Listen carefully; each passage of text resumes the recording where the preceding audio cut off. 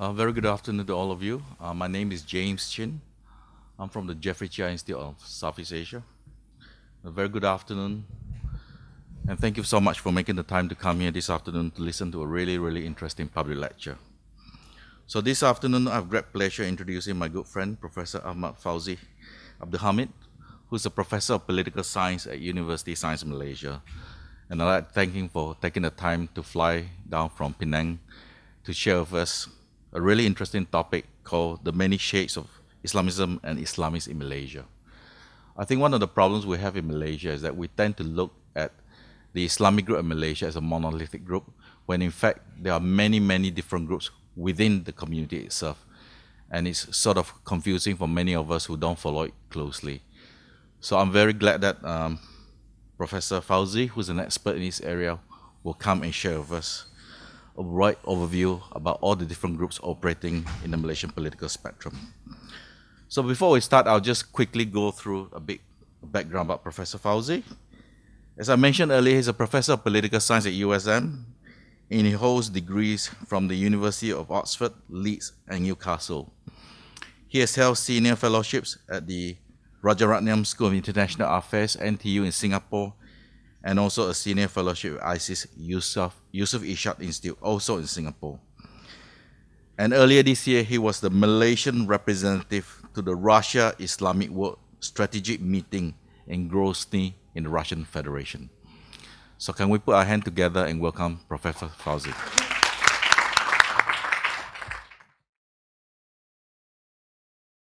Good afternoon. Peace be upon you. Assalamu alaikum. Many thanks to my friend, Professor James Chin, for this invitation.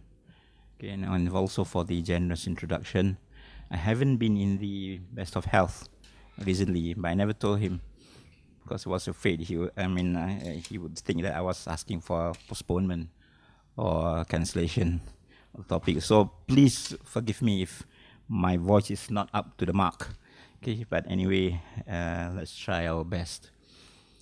The topic is many shades of Islamism and Islamists. And I think in my work, I've tried to distinguish between what many people see as Islam and Islamism. And this conflation of terms, okay, even Muslims, okay, not to say non-Muslims, but even Muslims sometimes confuse between them, okay, and conflate between one another, leading, okay, to many undesirable consequences. And this is the abstract, okay, which I prepared, and I have identified, okay, several points, okay, which are in yellow there. First is the question of the Islamic State, whereby the term Islamism, okay, or its adjective Islamist, okay, it basically supports, okay, the construction, the erection of an Islamic State as a main bulwark, okay, of nation building. And then what happened during Mahathir's era, Islamization as an official policy, okay, which was one of the watershed developments, okay, in the history of this country, which basically changed, okay, the nature of how this state, played along with Islam. And then the fact which James mentioned just now, that the Islamist spectrum in Malaysia, okay, continues to exhibit great diversity. Okay. Therefore, whenever we mention Islamists, okay, or Islamicists, some people use the term, or even perhaps Muslims, it's not a monolithic category, as much as many Muslims themselves, okay, confuse when people mention Christians. They also think that it's a monolithic category. Okay. Sometimes they don't differentiate who are the Protestants, Catholics, or even Baptists, who are the evangelicals, Pentecostals. Most Muslims don't understand this. And when they speak of Christianization, they think it's okay, one a whole nefarious movement trying to subvert Islam. So this is what the Muslims think. On the other side of the coin, some non-Muslims, many non-Muslims also think that Islam is one whole big category, and most people are supportive of punishments such as hudud and so on.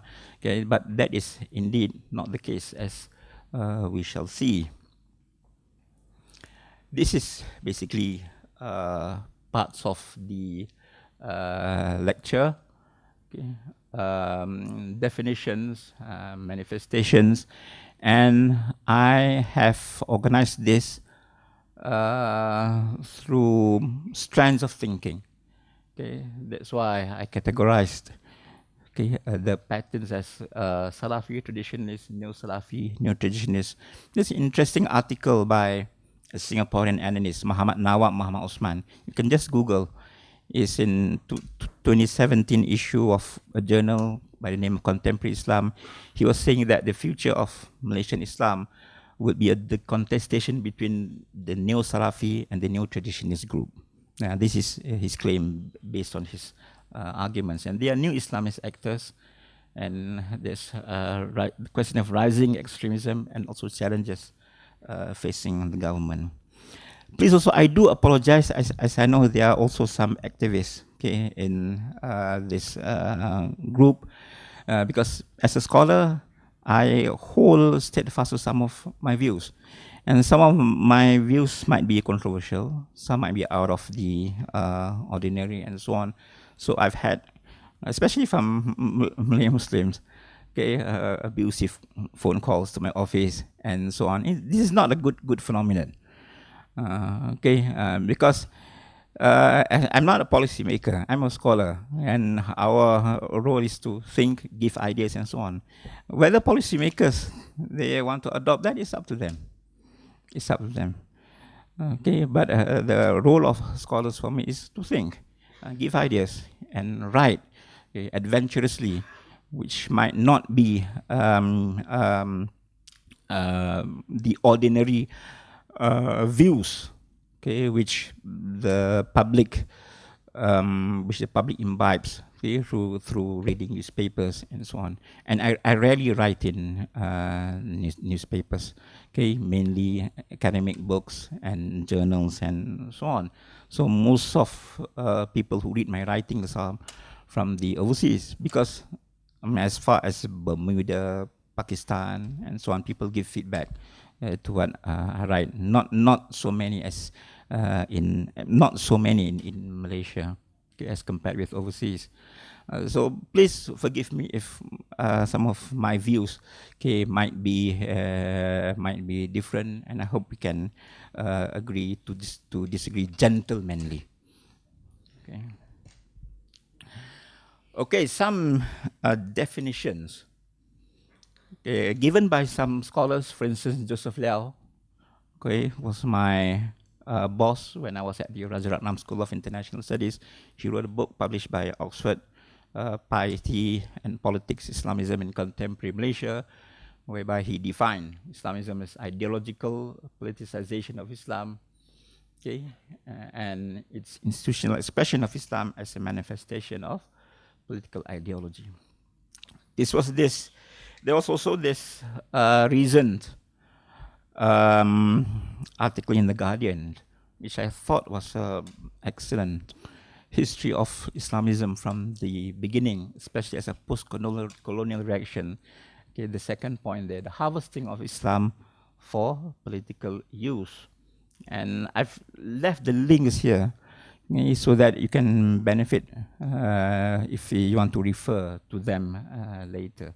I think it's very brief, it is very concise history, overall history of this idea of Islamism. And then two scholars wrote a guide to refuting jihadism. And as you know, as you might know anyway, one Oxford-based Malay scholar, Afifi Al-Akiti, has a very famous fatwa against terrorism, jihadism, and it is one of fatwas which is quoted globally, okay, in the face of rising extremism. And these two scholars wrote of Islamism as a complete political system, so it is totalizing. When something is totalizing, of course, it has the potential of being authoritarian. This we can't deny. And it depends on whether, okay, it is a benevolent dictator or not. Because some people, okay, they question if a dictator is good, then if he's a benevolent king, like what Greek philosophers wrote, then it doesn't matter for them. Okay, so, and it's expansionist. Okay, the question of the caliphate. And another important facet of Islamism is the question of Sharia. Okay, Sharia understood as law. Okay, whereas globally or more widely, Sharia is basically the way, okay, the way of God, for instance. But now it's the understanding has been very much narrowed down to the question of law. Okay, and there's also a link. Okay, the last link is on a primer written by two scholars from Brookings. I think James was at Brookings as well. Okay, as a fellow. Okay, on what do people mean when they say Islamism? What is jihadism? What is Salafism, and so on? So it's a very brief explanation. Okay, what I myself have written in the past on Islamism, this is quite hard-hitting. Okay, in a book published in 2015, in a chapter where I wrote on Islamic education, and it's a strident criticism of Islamism, where I say that it is ideologically slanted towards tendentious political designs, okay, and the object of adulation becomes the state, okay, and therefore I have said that, okay, what the Islamists have done is actually to secularize Islam, okay, despite their own criticism, okay, against the question of the nature of the Islamic State. They themselves have secularized it, because when you mention the word secularism or secular, it deals with the present world. Okay, so the question, if the aim of the object of adulation is merely the state, something worldly, okay, then it becomes something secular, which is not to deny that things secular might not necessarily be un-Islamic. No, because the question of the world is something which we have to deal with anyway. Okay, and I think there's a short video on YouTube if you look at Hamza Yusuf, this American scholar. Okay, this American convert scholar who founded the Zaytuna Institute in California. He has something on the question of this question of this notion or this imaginative notion of the Islamic State. Is it something viable? Okay, is it something good? Okay, there's a good discussion over there, and a lot of things you can see on YouTube now. Okay, so what are some of the points that we can learn from the definitions put forward by scholars and analysts that Islamism is indeed related to Islam, okay, but it doesn't necessarily define the parameters of Islam, because Islam is something which is wider. Okay, whereas Islamists would prioritize politics. It would prioritize the question of erecting an Islamic State. Okay, and what we or I regret is that many Islamists, okay, in their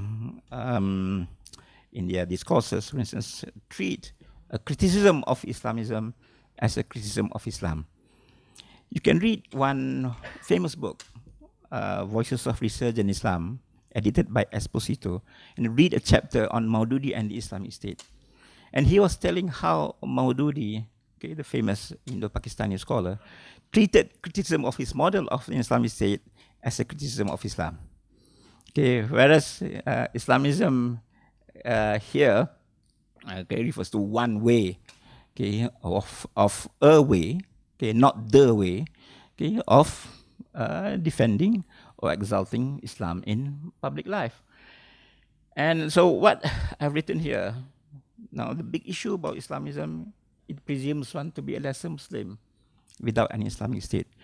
And this, okay, has rendered the lives of Muslims in minority situations, in minority societies such as Europe, America, in a dilemma. And this belief has led to violence, okay, and probably also terrorism. And from what I've been told by my contacts in this counter-terrorism unit, okay, I mean PDRM, it's not that I have direct links with them, but I do give feedback whenever they ask from me. And I've been teaching at USM for almost 20 years. My students are all over the country, including there. My former students, sorry. And I know some of them are even here, okay, in this hall. So what they have told me is that when they question, okay, this potential terrorist, okay, arrested by the police, why are you doing this? Because the government is Taghut. Taghut means false idol. It is something which has, okay, to be dethroned. Okay, so there are lots of Muslim minorities, and this is what one South African scholar by the name of Ibrahim Musa, you can just Google, okay, he has, what he has said that, I mean, the problem with the Muslim mindset is that we're still in a theology of empire. A lot of the old books, the kitabs, were written when Muslims were hegemonic. Okay, we were in control. We had the question, pluralism was tolerated in a situation where Muslims were hegemonic.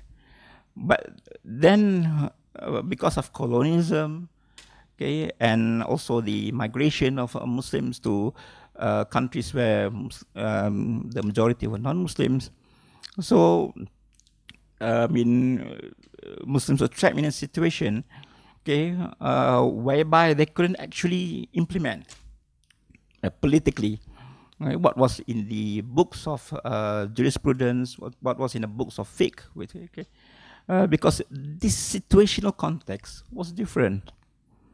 So it was different. And the question of implementing Sharia, for instance. So how do you go about your life? Does that mean that, okay, being a Muslim, being a member of a Muslim minority in places like UK, US, China, okay, for instance, means that you are now a lesser Muslim, or one whose faith is incomplete? Okay? So another issue about Islamism is that it's all-encompassing nature. Okay, and its inclination to extirpate foreign influences. Foreign is in inverted commas, because the definition of foreign, okay, is also very controversial, very dubious. Okay, very dubious, and it also has led to witch hunting. It has led to victimization even among Muslims themselves. And you see what the Daesh or Islamic State has done.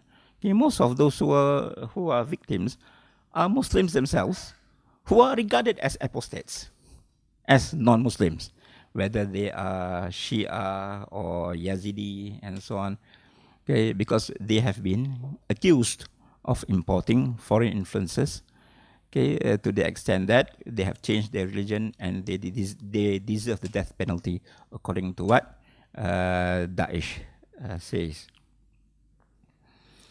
Okay, Islamism in Malaysia. Let's go back to the 1960s. There was this past Deputy President Zulkifli Muhammad, okay, who died in 1964 in a very young age. He was even 40, 30 something. Okay, and he, issued this statement and on Islamism, okay, saying that it is ideology Islam atau Islamism, okay, to be fought for, okay, by all believing Muslims. And Zulkifli Muhammad has a rather different background from Burhanuddin Helmi. Burhanuddin Helmi had a Sufi background, and then he became a modernist. He went back to Sufism at the end of his life. Most people would know Burhanuddin from the road in Jalan Taman Tun Dr. Ismail. That's how people know, okay, of some figures. Okay, but Zulkifli Muhammad was his deputy. Zulkifli Muhammad, okay, was in contact directly when he was studying in Egypt, okay, and he was trained by the Ikhwan, by the Muslim Brotherhood. Okay, and then proceeding to modern times, Haji Hadi Awang, and look at what he said in this book published in 2005. Okay, what is Rukun Negara Islam? And he was claiming that this was from the scripture. Okay, a Jamaah, congregation, tanah air, okay, motherland, perlembagaan, constitution, rakyat yang diperintah dengan keadilan mutlak, okay, justice, hukum Islam, tanpa mengira agama yang dianuti. Okay, I've highlighted tanpa mengira agama yang dianuti because it basically shows his belief. So if this country ever goes to pass, despite the claims, okay, that some laws, okay, which PAS wishes to initiate will not cover non-Muslims and so on, but whether gradually they will be steadfast to their said promise or to their ideology, then we can question. And it's small wonder, okay, that Haji Hadi Awang, who has not retracted his Amanat Haji Hadi back in 1981, he has a trust deficit, not only among non-Muslims, but even among some Muslims.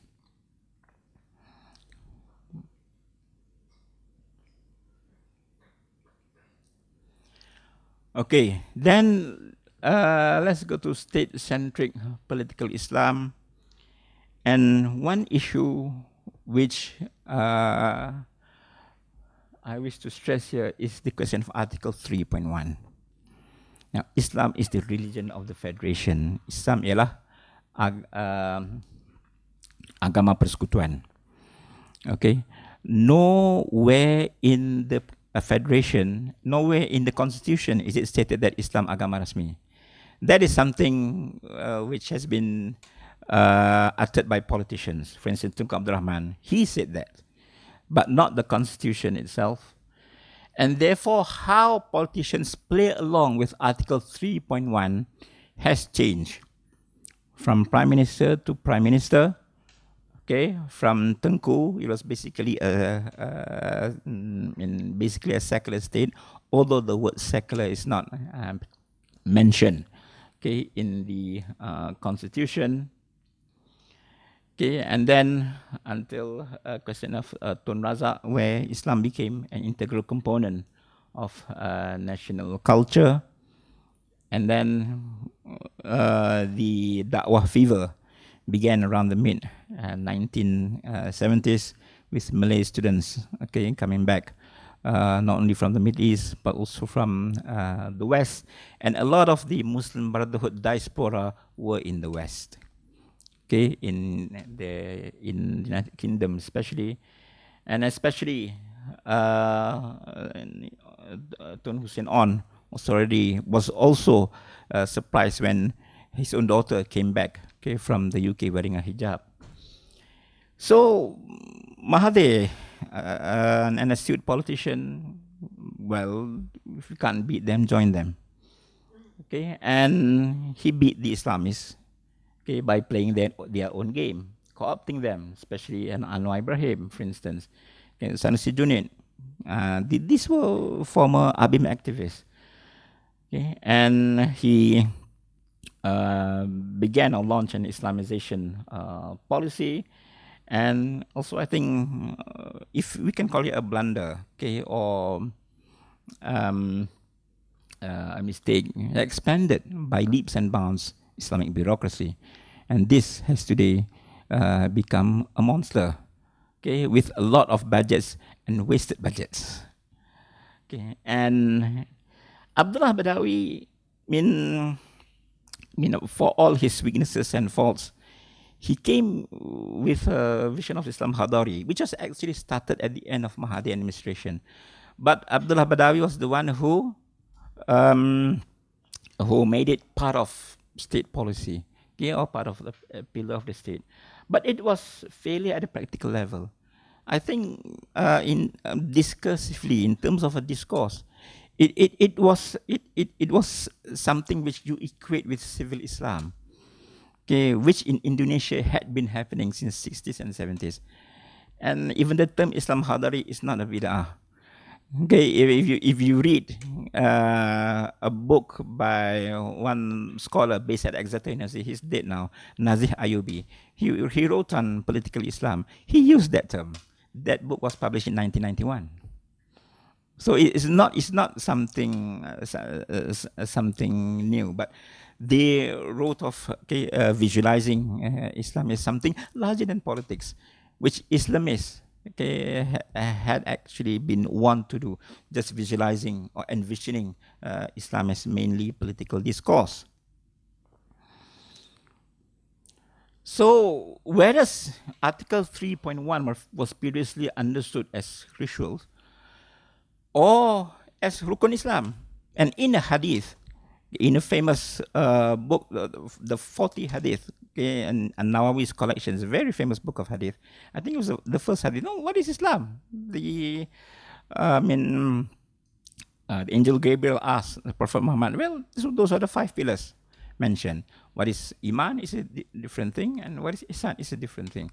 If we understand Islam, basically, okay, minimally, if I can use that term, okay, then the question of being Muslim and non-Muslim doesn't arise, because a Muslim can be a Muslim, okay, although he might not be that pious Muslim, or he might not be that an angelic Muslim, but he's still a Muslim. Okay, but then this takfir as excommunication brand, okay, it was mainly began after some scholars returned from the Middle East and envisioned Islamism as Islam itself.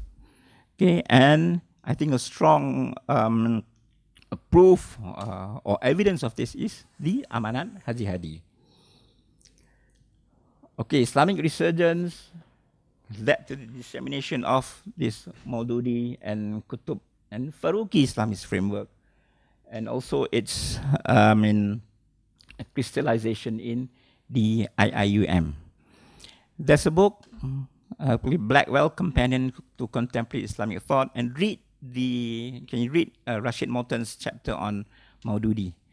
And Professor Rashid Morton, who's still at UIA now, IIUM, he was writing of the IIUM being a vision of 2 people, okay, Maududi and Ismail Faruqi. And we see the developments of the parameters of Islam being hardened.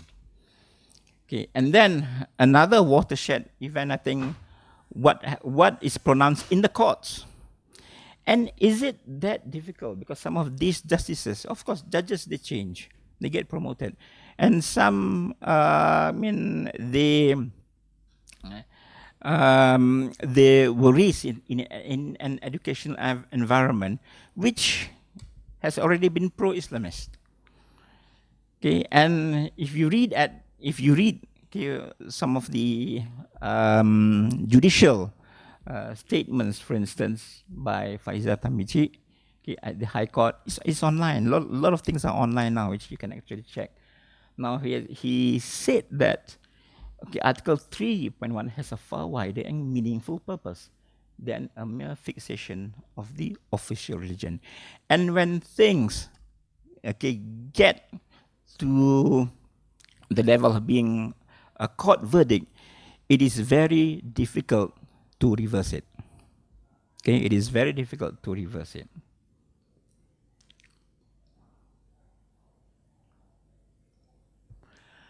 Okay, then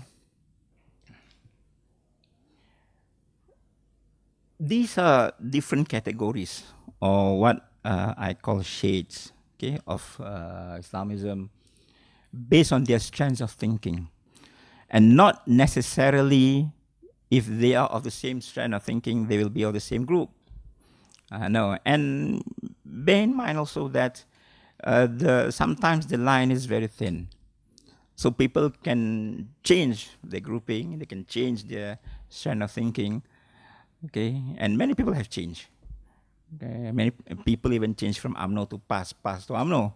So it's not surprising that changes do happen. And scholars differentiate between the first generation and second generation of Islamists. And when they mention this type of Islamists, it's basically what I call Salafi-based Islamists. Salafi means going to the original, original conception of Islam as contained or defined by the Quran and the Sunnah. And several intellectual forefathers here, which I picked up some, whether it's Afghani, Abdul, Rashid Rebel, Qutb, Maududi, Qardawi. Now, this broad Salafiyah trend in Southeast Asia, okay, especially in Indonesia and Malaysia, brought about this kaum muda trend. Kaum muda trend. Okay, and it's basically a question of thought, a question of reform, okay, a question of thought. Okay, and there's a difference when people are questioning this Salafi resurgence now between the present wave and the previous wave of the kaum muda. People changed, for instance, Hamka.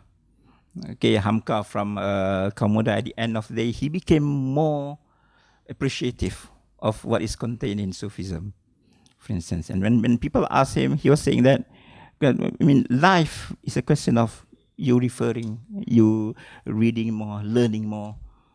So at the end of his life, he was more appreciative of some of the spiritual aspects, which during his younger days, okay, he shunned it. So this is an example of change. And there was this kaum muda, kaum tua question, but it wasn't that fierce. Okay, as the war now, okay, if you look at cyberspace, okay, between the Aswaja and the Salafi, okay, and the Salafi group. I'll come to that later. Okay, so scholars also have written of the second generation of Islamists. And the examples given are PKS, Parti Keadilan Sejahtera Indonesia, Erdogan. Yeah, they are the Erdogan group, okay, in PAS, okay, which withdrew or were ditched out, whatever you choose, however you choose to look at it, okay, after the 2015 PAS elections. Okay, they were called the Erdogan group. Okay, and the most recent example will be Rachid Ghannouchi. And there's an article in Foreign Affairs written by he himself on why he changed. He said that he's left, okay, his days as an Islamist, and now he's a Muslim Democrat. And the same with Anwar Ibrahim, perhaps, because Anwar, okay, in his younger days, was also branded a radical. Okay, he read works by Maududi, Qutb, and so on. Okay, but now, he's been viewed mostly as a Muslim and Democrat. And what differentiates the first and the second generation of Islamists?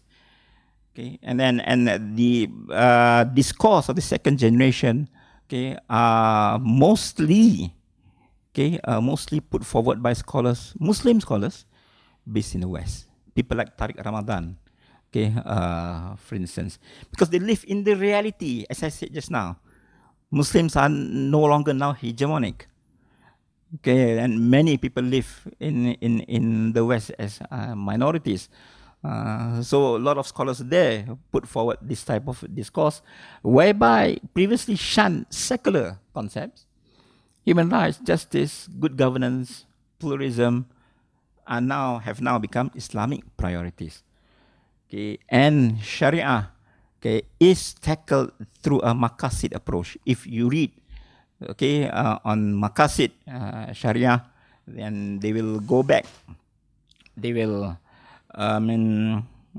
get you back to arguments by Al-Ghazali, by Ibn Qayyim al-Jawziyah. These are medieval scholars. So maqasid is higher objectives of the Sharia. So even if Sharia is understood literally and implemented, if it does not fulfill the higher purpose, maqasid, and one of the maqasids, for instance, is dignity of Islam, then it doesn't serve the purpose. Okay, it just serves a bad image. Okay, so the links there in my last point is by Zulkifli Ahmad, okay, who was previously with JIM and a civil society group, and even previously with IRC, okay, the group which past first generation Islamists accused of trying to take over past leadership from within. Okay, and then he joined PAS and then now joined Amanah, former USM lecturer. Okay, the second broad group which I identified is scholar activists who are traditionally aligned.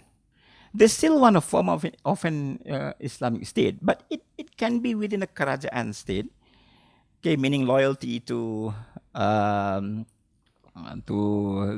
Raja, to the Sultan, and mainly traditionalists who inherit, okay, a medieval conception of a thought, which called the Ash'arite Maturidite theological tradition, named after two medieval scholars. Okay, and also what we are most familiar with in Malaysia, the Shafi'ite jurisprudential tradition. And these are some of the intellectual antecedents, Al-Ghazali, even Sayyid Ramadan al-Buti, and even some Salafis read Sayyid Ramadan al-Buti. If, you can recall, Sayyid Ramadan al-Buti was bombed. Okay, he was killed, assassinated, while delivering a lecture in his mosque in Syria around 4 years ago. Abdullah al-Harari, very controversial figure, okay, identified with the Ahbash group. You can just Google these terms, okay, and the Salafis will regard him as a radical traditionalist who also excommunicate the Salafis. Okay, Abdullah al-Harari from Utopia, originally from Utopia. That's why the group he was identified with is called Ahbash. That's from Habshi. Okay, and then Syed Najib Razak, who founded ISTAC and IIUM. But now he was also shunned later after Mahathir's era, and now most of his students are at UTM chassis. Okay, now people have been writing or been wary of this so-called penetration of Salafism into the religious establishment. Okay, and this group has been very vocal, okay, in fighting against, okay, this so-called penetration. And you can see some of the organizations or groups identified with this brand of thinking, whether it's Aswaja under Zamihan Zain Al-Ghari. You can Google. SSI under Dr. Amran Muhammad, who's the former lecturer at University of Malaya. ICSIM, another controversial body because it's affiliated with JAKIM. And whether it funds this ghost website by the name of Manara.my, I don't know. But there are allegations. Because this Menara.my will publish short articles appealing to the Malays, because Malays, they don't read heavy stuff. They short Malays saying that this guy has said this and so on. And of course, Dr. Farouk has been targeted very frequently by Menara.my. Okay, and I don't know whether some of the reporters are here. Then something might come out later. Okay, then another group based on a rather more conservative sort of thinking, not the kaum muda type of Salafis, which among the kaum muda and kaum tua, of course, there were differences. Okay, but there were also, there were also points where the ulama could come together and discuss, and there was hardly a question of excommunication, okay, or takfiri. But when this brand of more conservative literist Islam came in, especially with graduates from Saudi Arabia, okay, then it became a large issue. It has become a large issue, and is still a large issue in Malaysia. Okay, and it is said that they are slowly penetrating, okay, the Islamic bureaucracy. Okay, and in a lot of their, some ulama who are identified with this sort of Islam are also said to be close to the present Prime Minister. Okay, and this is the third point. Some of the intellectual progenitors, Ibn Taymiyyah, Muhammad Abdul Wahab, and then mainly Saudi-based scholars, Abdul Aziz Bas, Nasruddin Al-Albani, Muhammad Ibn Salih Al-Uthaymin, Salih Fawzan, Ismail Raji Faruqi, who's identified with forefather of IIUM. He's a bit more of both, not just the conservative brand of Islam, but also the Abdul type, okay, or the more liberal modernist type of Salafism. Okay, because if you look at this brand of Salafism and look at their literature, they shun the earlier type of Salafism identified with Muhammad Abdul and also with Jamaluddin Al-Afghani. They basically reject it, okay, as being too rational-minded, and also they accuse Abdul and Afghani of being Freemasons. Okay, and even Said Qutb is deemed a Freemason. Actually, there's a publication by Said Qutb on why he left Freemasonry. Okay. So contemporary representations in Malaysia, for instance, you can look at Ilmu's website and also Tubuhan Al-Khadim. Okay, and Tubuhan Al-Khadim. And there's also this issue whether KSCIP, King Salman Center for International Peace, will become a conduit of this type, okay, of Islam as well. But then Najib, okay, was saying recently that, if Saudi Arabia could could provide funds for us to build a peace center here, then our Islam must be right. Our Islam must be correct. So who are actually the people who are now advising the Prime Minister? See, and this group basically backs the government's increasing gravitation towards Saudi Arabia. And Google Ulama Muda UMNO, for instance, okay, and then a lot of scholars calling themselves Ulama UMNO are also from this group. I'm not saying all, okay, but those who coined the term, okay, would be many of them, okay, from this sort of thinking.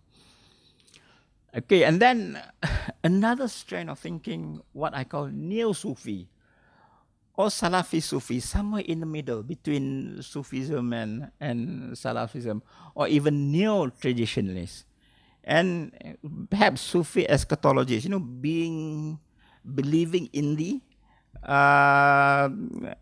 events near the end of time. So this is a bit of both. And it is kaum tua in faith with Ash'arite in theology, Shafi'ite in jurisprudence. This is basically the Malay type of Islam. But it is kaum muda and social activism. That means it's not pro-establishment, like the earlier traditional Sufis, but it is anti-establishment. And it berates the ulama as much as the kaum muda berates the ulama. Okay, and there's also this belief in the imminent coming of the Messiah. But then, if it's extreme in terms of its belief in jihad, but that is translated into economic activism, and the main representation here would be Darul Arkam, which has transformed into Rufaka and then into Global Ikhwan, and even splinter groups, which disagreed with Global Ikhwan's main parent organization after the death of Shahri Muhammad in 2010, and those are the links you can check on. Those. So it's very diverse. Now, even within this group, it's very diverse. And if you look at this group, they are denied recognition by many fellow Islamists. By many fellow Islamists, and there has been a way to survive with the state. Especially the members have gone rehabilitation program since 2013, but they are still monitored by the security. But having said that, Jakim also has, Minister Jamil Khair has also held meetings with representatives from this group, especially to learn from their economic activism. Now, some new actors, which has emerged since Najib's administration. ISMA, for instance. Now, ISMA's orientation actually started in 1997 as Ikatan Siswa Muslim Malaysia. And it is conservative but Islamist. And people who have written a bit on them have said they identified this IRC grouping Egyptian-based rather than British-based. And there was a split. And many the Egyptian-based group form the bedrock of this group, which calls itself ISMA. And it basically wants to return to the original teachings of Hassan al-Banna, whereby this is this concept of nationalism yang terpuji, or benign or integral nationalism. And as much as the Muslim Brotherhood contests in elections in Egypt, it also contests, and it did so in GE13 under the banner of Berjasa. And it has been criticized by other by scholars and also by other activists, by Muhammad Asri, for instance, who has criticized ISMA as being outdated of the 1980s Islamic movement. He calls it, because it is there's this issue of whether it is anachronistic. It rejects pluralist politics, and yet it wants to adopt electoral politics. And basically, in Malaysia, you can't win if you reject pluralist politics. And Hizbut Tahrir was actually originally founded in the Middle East by Taqiyuddin An-Nabhani. Taqiyuddin An-Nabhani was the grandson of a famous traditional scholar by the name of Yusuf An-Nabhani. You can just Google these names. Yusuf An-Nabhani wrote treatises which went against the Salafiyah tradition, by Muhammad Abdul and Afghani. So Taqiyuddin is the grandson. And Hizbut Tahrir actually can be considered a newcomer in Malaysia, although previously it was under the banner of Nusantara Intellectual Front, Ikatan Intellectual Nusantara, but became public after that. And the main slogan is Khilafah. Khilafah, which is also, I think, the main discourse okay, that that it asserts, okay, in its public forums and so on. And it rejects electoral democracy because that's basically a Western invention. It's critical of both UMNO and PAS. And what makes the security alert of Hizb ut-Tahrir is some of his public pronouncements, okay, which advocates political activism, even to help Muslims who are being oppressed, okay, overseas. We see now there's a new issue in Myanmar of Rohingyas being slaughtered, for instance. So this is clear, okay, in its public discourse, and whether that would lead to violence or not, because publicly Hizb ut-Tahrir says that it renounces violence. It is not, okay, it does not advocate violent behavior, okay, but the public or the government seems not to believe that, okay, not to completely believe that. Okay, and then whether IRF could be considered Islamist or not, I don't know. If you have any questions on IRF, you can direct your question to the CEO, okay, at the far end over there.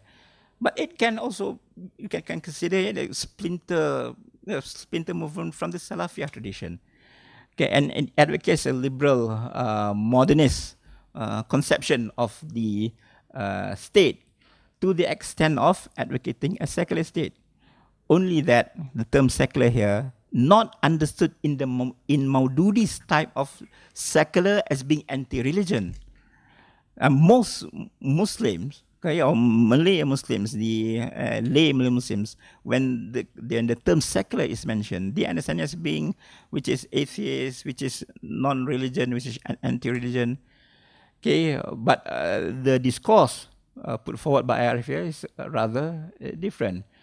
Okay, and it's also a stern critique of the Sunni-Shiite divide, and it openly advocates the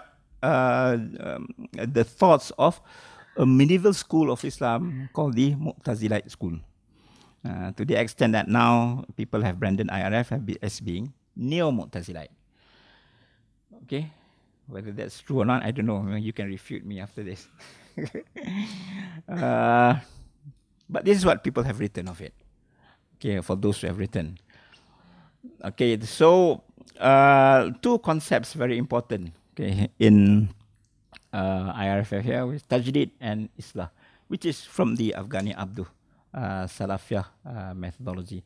And it has good networking with progressive, sometimes controversial scholars, which are always highlighted, often highlighted in this manara.my website. Okay, of course, when controversial statements are issued, but when non-controversial statements are issued, they are not reported. Okay, and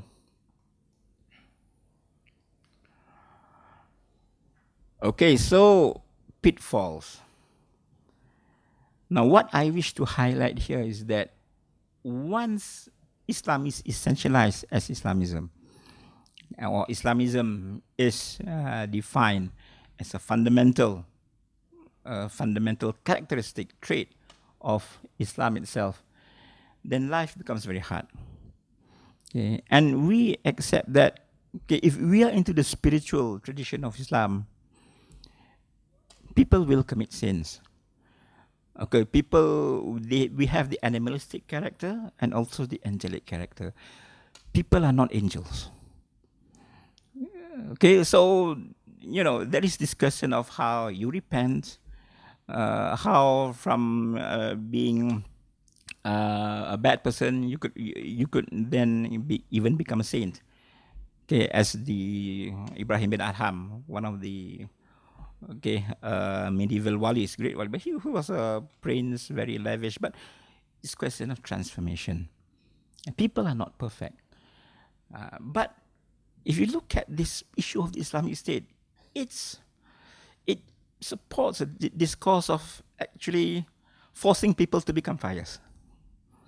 And it's a question of force. It's a question of compulsion. Although people might deny it, but if you look at the IS discourse or Daesh, they clearly say so. They say that if Islam is something which is to be implemented voluntarily, it won't work. People must be forced. That's the extreme version. But even this Islamic State thing, okay, this invention called the Islamic State, and it's even advocated by some writers in the mainstream media. And I've quoted here something from the NST, 19 September 2016, of a particular lecturer from UKM, Faculty of Law, who openly says that that the Islamic State is not just something valid, but to go against the implementation of hudud can be translated as intensive interference with the teachings of Islam. Okay. So there's conflation here, and there's equation between Islamism and Islam. So there is this new trend of extremism, whether you want to believe it or not, but these are some of the figures based on Pew Research, and people may criticize it.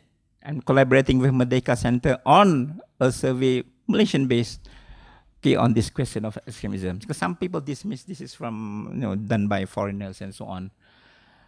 But is it true that Malaysians are less radical than Indonesians? If you look at some of the figures, and these are all published, you can click on the links. Attacks on civilians sometimes and often justified. Now all these figures show Malaysians higher than Indonesia. Not just higher, but much higher. And based on a survey of Malaysian Muslims as compared with Indonesian Muslims. Even favorable view of ISIS among Muslims, Malaysia 11%, Indonesia 4%. Level of worry about Muslim extremist groups among Muslims, Malaysia 8%, Indonesia 53%. Are you worried about extremism in Malaysia? No, it's not something which you have to worry about. What we're having is Islam, not extremism. So that is what Malaysians say, or Malay-Muslims say. And then the expectation. This is also something quite frightening or surprising. If you look at another figure, expectation of coming of Redeemer during their lifetime. Malaysia 62%, Indonesia 23%. It's a vast difference. And there's also the question of whether things could be triggered to hasten the incoming of Redeemer. And there's an article in the Economist on how this apocalyptic mentality could lead to violence. And we know the question with extremism, the David Koresh type of mentality, and so on. And this is also the reason why, one of the main reasons why Darul Arqam was banned, because it fed on this type of belief among the Malay Muslims, notwithstanding its contributions on the economic side. And there's also this refusal to acknowledge extremism as a problem.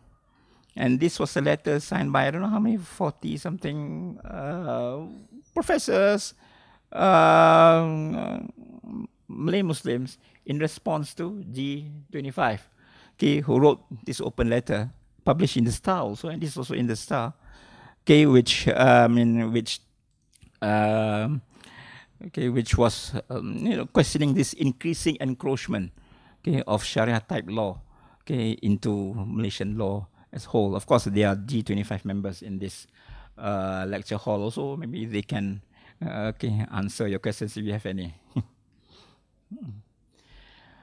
Now, I advocated this question of choice.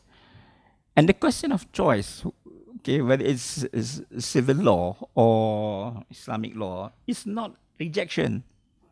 it's actually acceptance. As much as the government, when they wanted to introduce, interest-free banking, so they still allowed Muslims to, to put their money in banks, which gave interest, or riba, which in Islam is considered to be haram. But yet, because of this simpleton type of mentality, so people scolded me, and this is some of the responses you get on the right. People can call him Professor Kangkong, or anything. Pemikiran macam tahap budak tadika.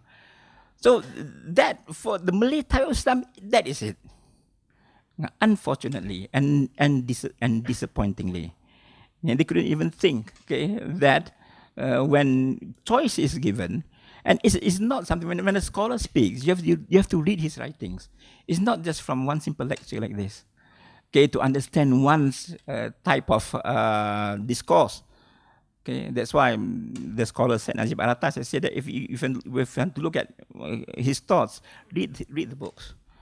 Because functions like this, there might be a slip of tongue, and it is this slip of tongue that gets reported by the media. That's one thing. And the media also, they won't report on the main points of your discourse, but the controversial points.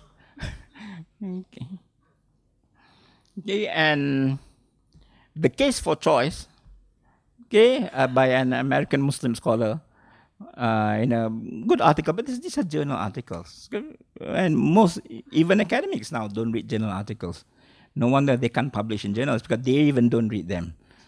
And our universities are, as a result, have a very low ranking globally. And just look at this article by the director of Institute Pemikiran Mahathir at UUM, and he was advocating choice because of a certain judgment by the Court of Appeal, on the question of binti Abdullah. I'm sure you know the issue, but mengecualikan pemakaian sebahagian daripada penghakiman ini yang amat bertentangan dengan hukum syarak. But yet, on the other way around, the question is as if for Muslims it is no choice. And the question of choice, let me be frank with you. We know some Malay-Muslims who want to remain Muslims, but perhaps they have very lax lifestyle, and so on, and even their children are not educated with Islamic norms and so on. And it is, for me, I think the role of the state, the best to maintain their Islamicity. But once you enforce this Islamicist worldview on people, and forcing people to do this and behave like this and so on, and you are actually encouraging people to leave Islam. Perhaps not here, but overseas. And there's a lot of hypocrisy. I've been to many conferences overseas and so on, and I've seen with my own eyes. Former ministers drinking wine and so on.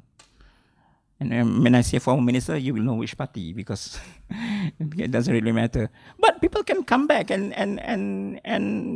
talk and write about Islam. So there's so much hypocrisy. But I'm not saying that they are not Muslim. Perhaps not very good Muslims, but people can change. And we hope for the best. And if we say that people are being moderate, and of course the government, in fact the Prime Minister himself has said and have emphasized the moderateness of Malaysia, but yet you look at the support for ISIS in Muslim countries. This is 2 years ago, 2015. Malaysia is number 4. And this is published.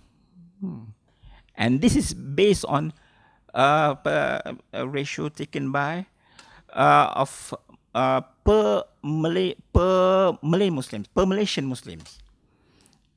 Okay, because Muslims constitute about 55% of people in this country. So if it's calculated from per Malaysian population, then the figure will drop, of course. But when it's calculated from per Malaysian Muslim population, then we see this. But has this been highlighted by any of the Malaysian mainstream media? And yet we brag about being moderate. And this guy is dead now, but this is one of the consequences of extremism. And this is what was reported by the media. This is almost 1 year ago, and the Star pitting me with Fathul Bari, and I wrote something. I wrote a monograph published by ISIS Shufisa Institute, and Fathul Bari was answering some of the allegations over there. But I try my best not to mention names when I speak, but in my writings, in my books, I do mention names. And that's from research, and if it's in an interview, it's been recorded, and so on. So I'm prepared for the consequences if it's based on writing. This is also from the Star, almost exactly 1 year ago, where I claim that Malaysian Islam has been radicalized. And several people responding to my claims, including Deputy Minister in the Prime Minister's Department, who basically dismissed the issue as being non-existent. This old picture which I like, which shows that traditional modern ulama, they could actually come together, even among kaum tua and kaum muda. And kaum tua and kaum muda ulama, actually some of them had very close relations. For instance, Fadullah Swami and Sheikh Tahir Jalaluddin of kaum muda and kaum tua, didn't quarrel with each other, didn't excommunicate each other. And yet the situation now between the traditionists and the neo-Salafi is very much different. So failure in nation building, and this can be seen in a chapter on by Satoru Mikami, who's a Japanese scholar who did this survey. I was also involved in formulating the questions and so on. And it's very important, since Islam will not disappear from constitutional arrangements. It is part of this the constitutional setup of this country. And if Islamism, if Islam then is to be conceptualized or understood as Islamism, as most of the extremists would have it, then I think we are in for a very difficult future for this country. The parameters of Islam are being every day becoming more exclusive, more exclusivist. And then challenges which Najib is facing, the question of ethnic religious relations. And extremism on one hand will beget extremism on the other. As much as I am against extremism on the Muslim side, we see issues on the Christian side, even on the Buddhist extremism rising.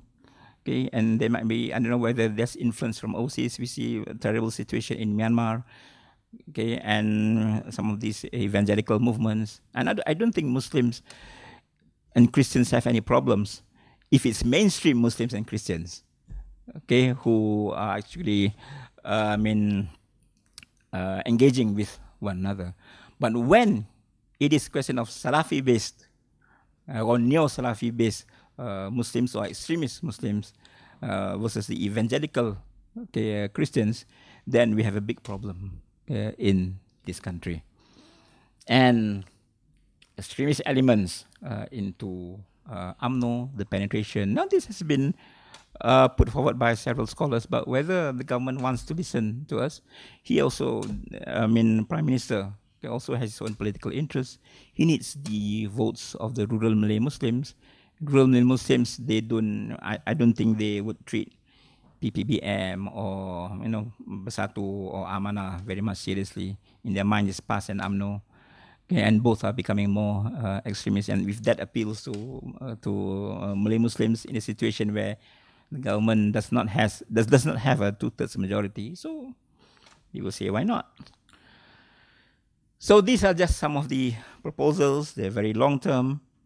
A lot of problems, I think, in our educational system, and the dominance of this extremist worldview.